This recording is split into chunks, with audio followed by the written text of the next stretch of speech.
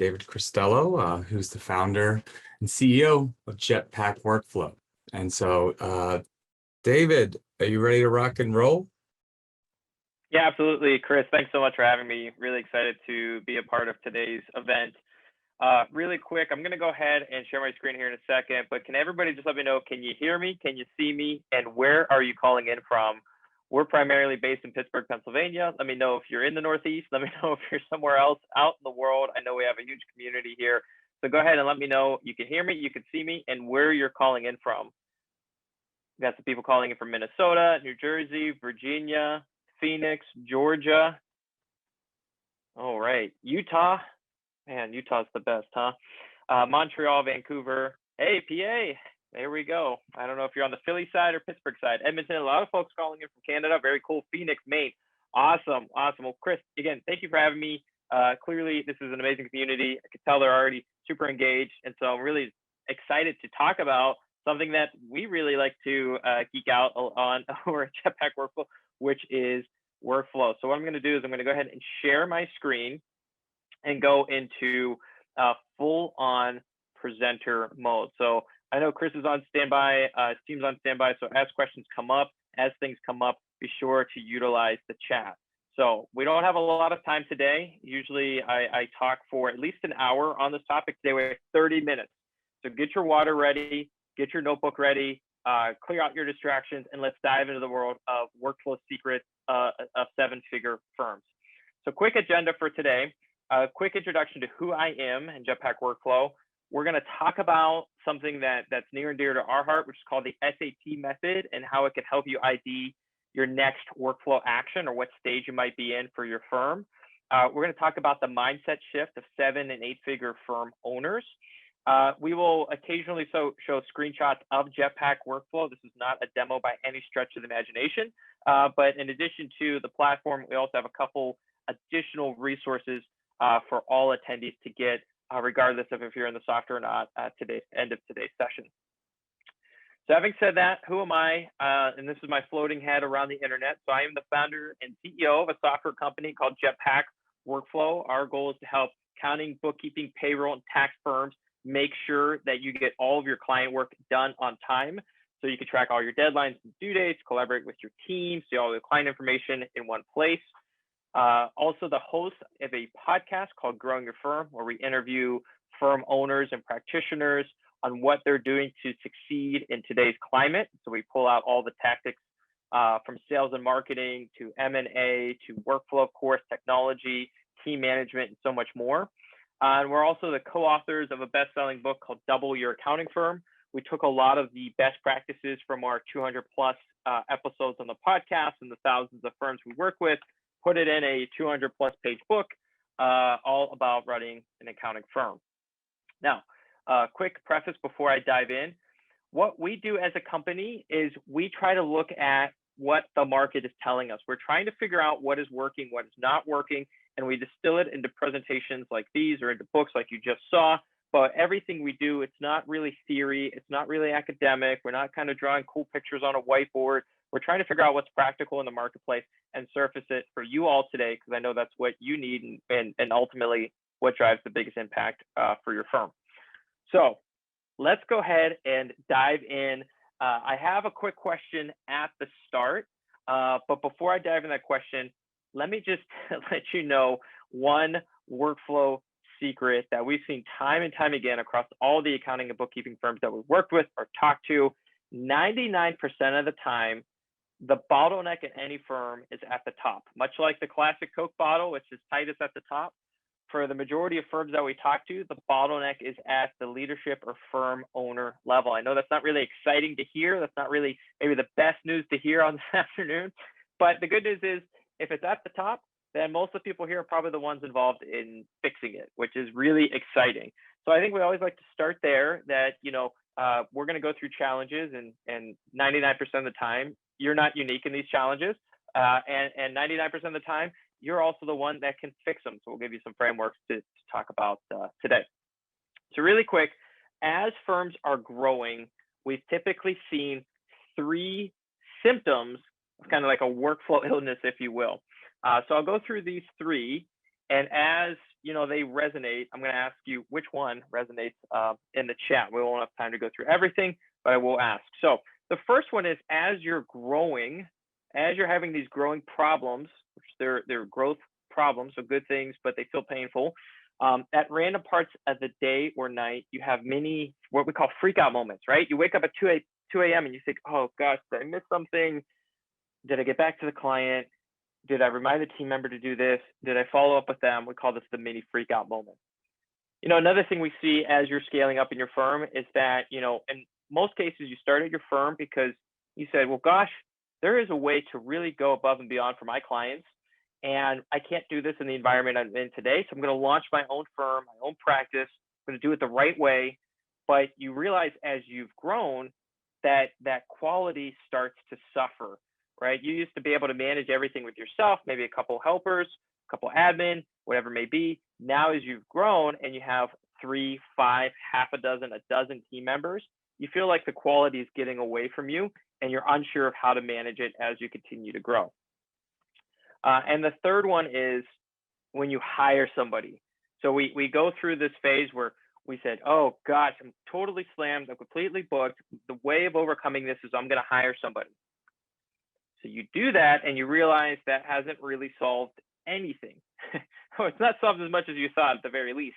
You're working your high-level clients and then you're micromanaging essentially your team because you're really worried about point number 2, about the quality. So actually, as you've hired team members, you're working more, you're more stressed out, not less. So I'm really interested right now. We won't hang on this for too long. Like I mentioned, we have a really tight schedule today, but go ahead and type into the chat which one resonates the most, the mini freakout, the quality, or the team or hiring component of scaling up. Which one is giving you kind of the biggest challenge in 2021 and beyond? And the reason I always ask this, and the reason I always want to put it in chat, is to also remind everybody, these are real pain points.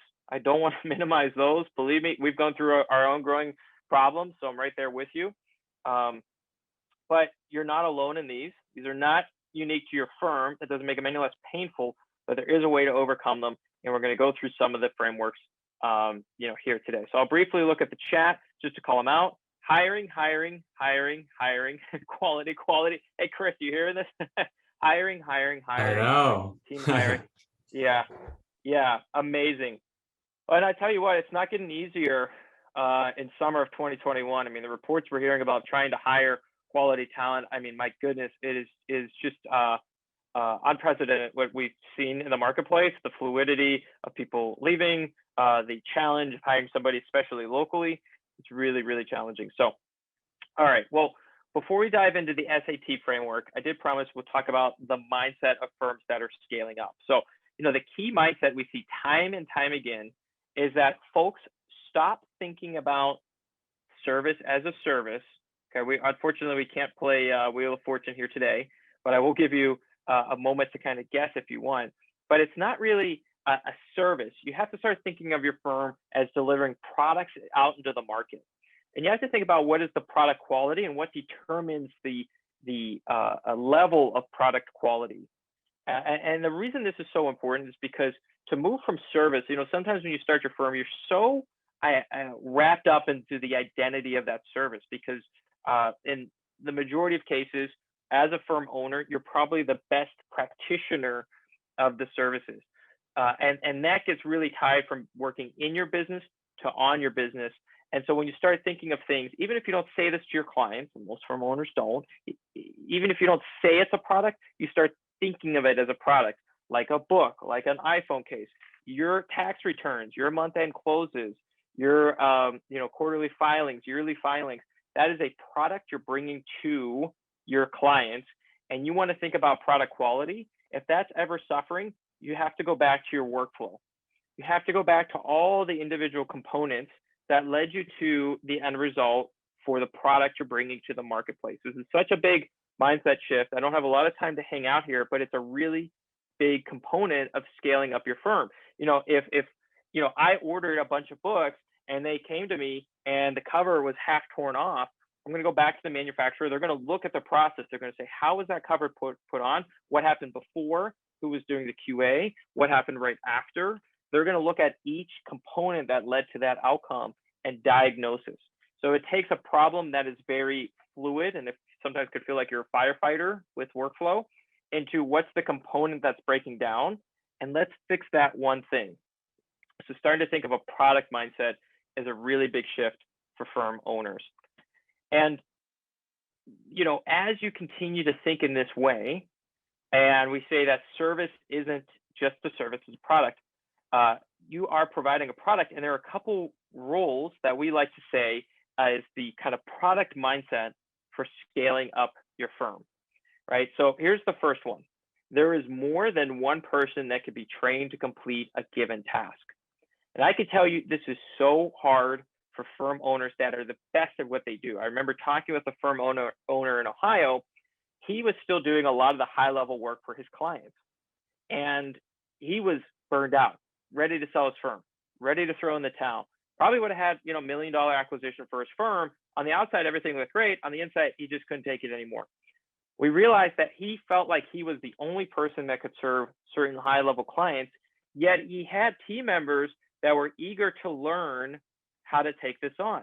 I mean, Chris obviously has talked about services where you can create redundancy with your firm. It can't be on one person, because that one person is going to do something called take a vacation, get sick, leave the firm, whatever it may be. And you need to start thinking about the redundancy. You're not going to have total redundancy today, but you need to start thinking about the redundancy of each task in your firm, including answering the phones, you know, doing the front office work, doing the admin work. How are you cross-training everybody in the firm so there's not just one person that can accomplish anything? This is very much a kind of a product-centric mentality. Let's create redundancies in our processes. So if something happens, it doesn't stop. The factory keeps running, the machine keeps running, everything keeps going. All right, number two is investing in research and development. And the example I just gave is a clear example of how you can apply that to your firm.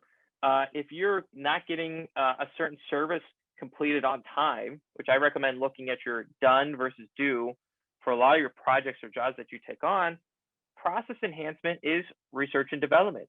You take a look at, okay, we're not getting this service done. We're not closing the books by the 10th of the month.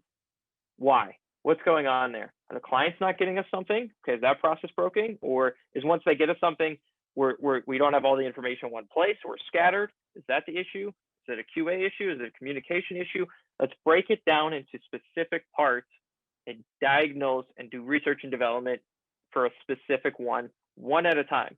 That will be my rule for today and forever. Let's fix one thing at a time when it comes to research and development and process improvement.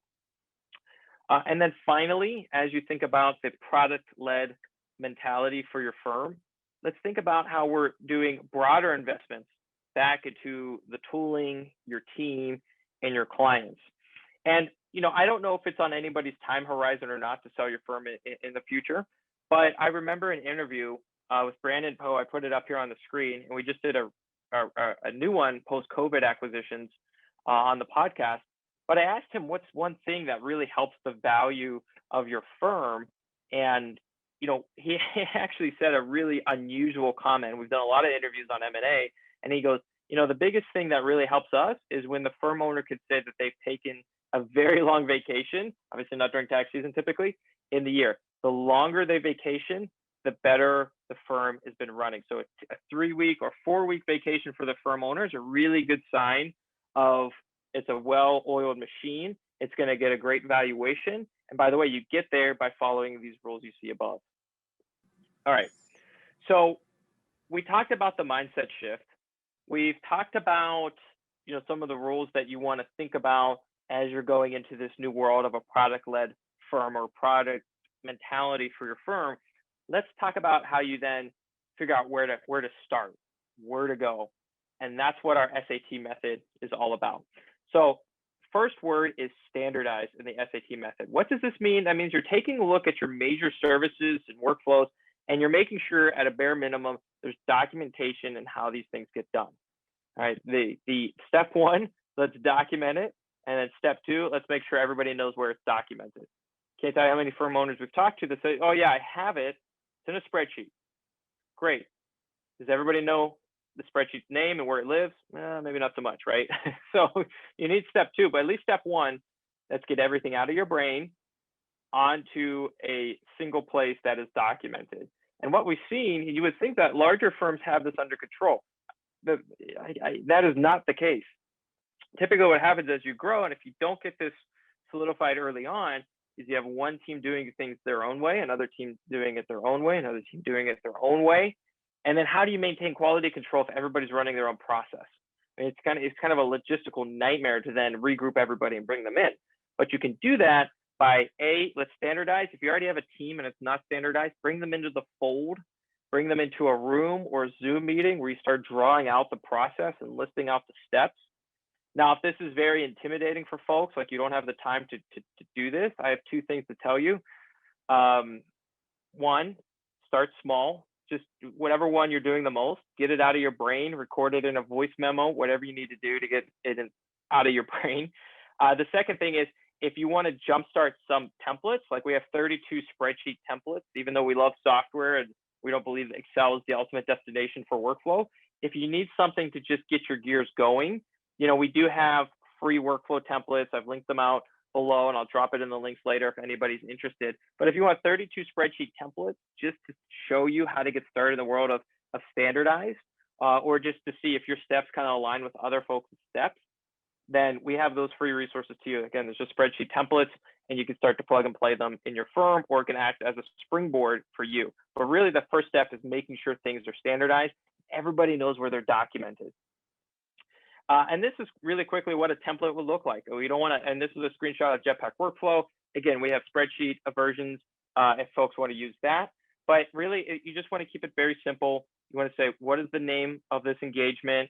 We're big fans of adding budgeted time. If you want to track turnaround time, who's the main person responsible for this thing? So if I have a question for this, who do I go to? And then just the individual steps it takes to complete it. Listing those out here. Again, the average checklist we've seen both in and outside of our platform is 4 to 7 steps, 4 to 7 tasks, right? So we've seen some that have 20 and 30. We've seen some that just have 2, but the average is 4 to 7. So if you fall in that range, it's probably about the average checklist, average workflow, and it's enough documentation to give your team enough guidance to complete the work without being, overly tedious, with it. So that's typically what it looks like. You do this, you standardize.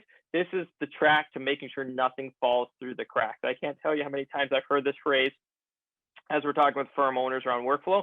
This is the number one fear everybody has, is falling through the cracks. Well, you don't get a handle on everything unless you know it's standardized, because you can't diagnose anything unless it's standardized. So really start with that in the SAT method. All right, the next one, the A in the SAT method, is for automate. And then I put kind of a parenthesis here, or delegate, right? How do we get things off of your plate? That's really what the A is about. How do we automate or delegate things to get things off of your plate? So this could be obviously managing recurring deadlines and due dates with platforms like Jetpack. It could be data entry. There's a lot of tools that could help automate that. There's hires that can help get that off of your plate. A is about getting stuff off your plate. Now that you've standardized things, you can now have a list of, say, this is what a software could do, this is what a hire could do, this is what an admin could do. Let's get this off of your plate. So it could be for scheduling, database updates, onboarding. Let's get this off of your plate. So this is a quick snapshot of Jetpack. If you want to roll out the template I just showed you, grab a bunch of your clients, add them over to here, roll it out. There's a platform out in the marketplace that's making a lot of noise called Zapier, where all of a sudden you can start to automate client onboarding. So you could take a project management tool and a proposal tool, have them talk to one another, so you don't have to update databases between Google Forms and proposals and project management. This is a platform that can help you automate things. There's a lot of options out here, but you only get to automation if you know what you want to automate and you get there through standardization. So this really is a step 2. I don't know if this has happened to anybody on the call, but sometimes, a new thing will come out into the market and you're like, I need that thing, right? I need the bot. I need the bot to help my firm to automate something. I don't know. It just looks great, but you may not be there yet. So make sure things are standardized, then go into automate and delegate. Sometimes you make a hire too soon and things aren't standardized. All right, so there we go. All right. Now let's go into the final one. And I see a poll jumping up there. So if you need to take the poll, be sure to take a look at that. Looks like we're doing okay on pace so far. I warned everybody it was going to be a little fast paced. Try to slow it down in the last 10 minutes, but we're almost there. So I appreciate everybody's positive feedback. So the last letter in SAT is track. Okay, is track. So this is what it means. It means you having visibility over the deadlines and due dates, what your team is working on, what your team has completed, questions your team might have about client work, capacity, now and in the future, profitability. And what I found is that folks that do not have visibility become micromanagers. You may not even know you're doing this, but it happens, right? If you don't have the information, you're a firm owner, you're fanatical about how the firm's doing, you're fanatical about the client, you're going to get that information one way or another, whether it's messaging them on Teams or Slack, sending an email, having random check-ins. You're going to figure it out or looking at tools to get it, right? But we found that people become micromanagers when they don't have visibility, right? So you want to have something like, again, these are all snapshots of Jetpack. You don't have to use Jetpack. It's just the general premise for any tool. You want to have a quick way to grab any sort of service category and make sure that that service category is on track. We'll talk with firm owners and they'll say, this week I need to know about, I don't know, tax returns. This week, we're nearing the 10th. I want to see my month-end closes. I want to see how that's progressing. You want to be able to pull these lists very, very, very quickly so you can keep your time precious for you and your team. Okay. Another question you should really consider for the tracking purpose is, when did it get done? All right, I don't have a lot of time to go through this, but we had a firm owner simply track this metric, right, and use it as a diagnosis to see where the bottlenecks were for the firm. And it was when did it get done? When was it due? He would look at this every 90 days. He would see where the bottleneck is. And by the way, it wasn't a very glamorous bottleneck. Most of the time, it's just the team didn't know where to get client information. They didn't know if it was in the portal. They didn't know if it was or they didn't know the accounting platform, or they didn't know the second email, or they couldn't figure out how to contact the client. That was the bottleneck. They started looking at this every 90 days and increased profitability by 20% year over year by systematically looking at this every 90 days and adding that information back into Jetpack Workflow or whatever tool you may be using. All right, so if your team members are not getting all the information they need, it will typically surface in the done versus due. So whatever tool you use, I recommend looking at the done versus due. Where are we stuck is a really big question on tracking. So we're big fans of putting identifiers out in your workflow. This is waiting on a client, or this is, there's a scope increase. You want to know where we stuck, and of course, how are we doing? So look, as a quick recap for SAT, so I know we just went rapid fire through this. Here's a quick recap, and we have this in the handouts that we'll send to everybody as well. But look, here's the thing. Standardize, how do you know if you should start and standardize? It's when you feel like you're a firefighter. There's constant fires that you need to put out, then you're probably in standardize. There's some part of your practice or firm that you need to document and then automate and delegate out, but you have to document something. There's some kind of firefighter piece. And where do you start? You start with the major services. Automate. This typically, the problem you start experiencing as a firm owner is you're burning out. You're just stretched so thin. So things are standardized. You feel good about the tracking, but you're just being pulled apart every direction. And that's when you need to start bringing in technology through automation, or you need to delegate things off of your plate. There's probably team members, if you're fortunate enough to have team members at your firm that would love to be trained up on taking on new things for the firm. It's a great career opportunity for them, and obviously gives you sanity back by handing something over, right? And track. The big thing we see surface here is anxiety. You don't feel like you can take a vacation, right? For example, right? And so what do you need to know at a basic level for tracking? And this is what we tell first-time managers, for accounting firms as well.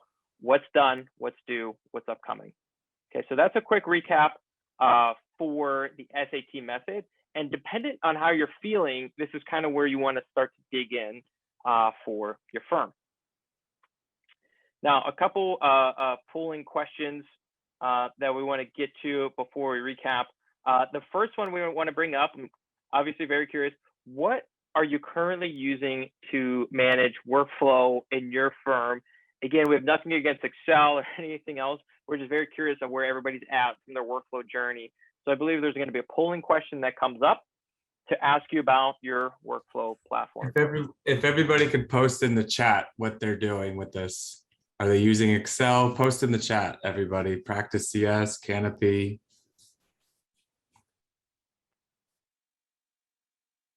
Awesome. Yeah. And I appreciate everybody. You know, it feels like there's a million apps out there in the marketplace.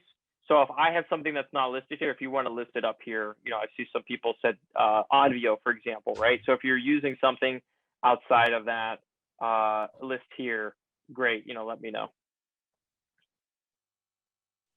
I'll tell you what, anybody using Excel, you know, certainly if you want to see some you know, jumpstart templates, you know, take a look at the accounting templates. I'll throw them in the chat later. Practice CS, great.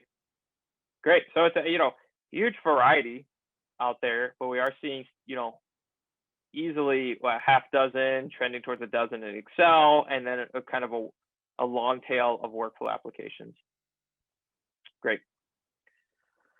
All right. Well, I'll tell you what, I know we only have a couple minutes left, so I posted the free resource earlier. I'll drop it into the chat. I did want to offer everybody a chance to get an accounting, double your accounting firm book. Now, the folks that said Jetpack, email me. I'm just going to ship you one because you're part of the Jetpack community. I'll just send you a book. But if you want a physical copy of the book, we're doing something now where if you book a demo, you'll get a book. So if you go to start.jetpackworkflow.com/demo, or just go to our homepage, jetpackworkflow.com. If you want to take a look at the platform, you want to get a physical copy of a book, go ahead and book a demo, then email me, david@jetpackworkflow.com. We'll send you a physical copy of the book if you're interested in taking a look at our platform.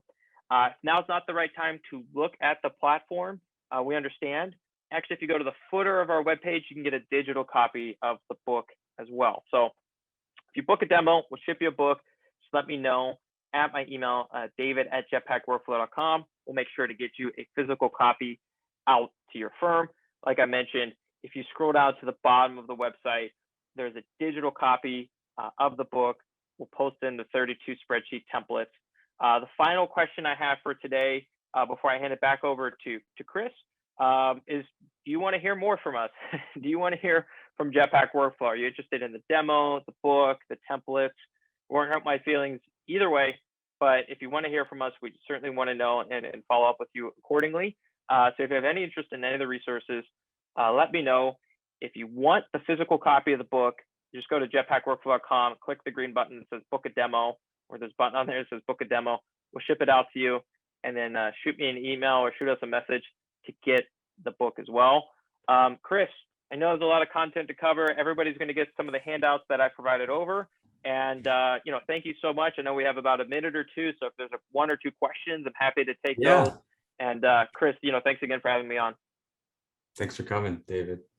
Yeah, we have a couple minutes. Does anybody want to ask David a question? Just feel free to unmute yourself and ask, or if you want, post in the chat, but we have David for another 90 seconds. Lots of energy, right? Well, good. Yeah, I know it's a lot of information, hopefully not too quick. And if we'll see if the questions come in. If not, what was the #1 takeaway from today's presentation? I'm always interested to hear what's really resonated with you, and what are some things you want to take away from today's talk and maybe reflect on for your firm. There's a question, David. Does this integrate with tax products at all? Great question. So we do not have a direct integration with tax products. Jetpack Workflow does integrate with a tool called Zapier, which then allows us to talk to 3,000 other software applications, essentially all Microsoft products, all Google products, most proposal products, all the major accounting platform products, CRM, marketing platforms, but it does not directly integrate with tax products. We do have a direct integration with QuickBooks Online at the moment, so through QBOA and the tax profile there. the information can come in, but we do not have a direct integration with tax products. No. All right. David, thank you seriously for coming today and taking some time out and sharing your thoughts and insights. We appreciate your time.